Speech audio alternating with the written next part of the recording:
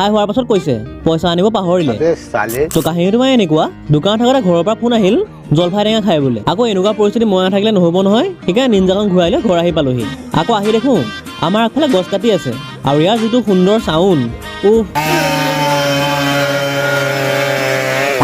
বাৰু এইফালে খাদ্য পাতি যোগাৰ কৰিয়ে আছে আৰু ইয়াৰে মেইন মালিক হৈছে চিমন। আমি বহি লৈ চাইহে আছোঁ।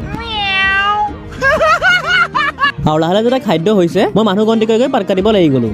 আৰু এইফালে ইমানে সকলোকে এখন এখন পাত দি দিলে আৰু এটা ভাগ বতৰা আৰম্ভ।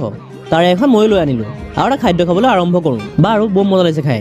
আকৌ ইয়াত খাই আহি এতিয়া গৈ আছোঁ আকৌ চেণ্টাৰ ৰুবুৰ লগত চিংৰা আৰু চাটনি খাবলৈ। কিবা বোলে ইয়াত চাটনিখিনি বৰ মজা লাগে, তাকে খাবলৈ আহিছোঁ। আৰু আহি আমি বহাৰ লগে লগে দুটা চিংৰা আনি আমাৰ আগত থৈ দিলে। তাৰপাছত কিবা চচ টাইপৰ চাটনি অকণ আনি পেলাই ওপৰত দি দিলে।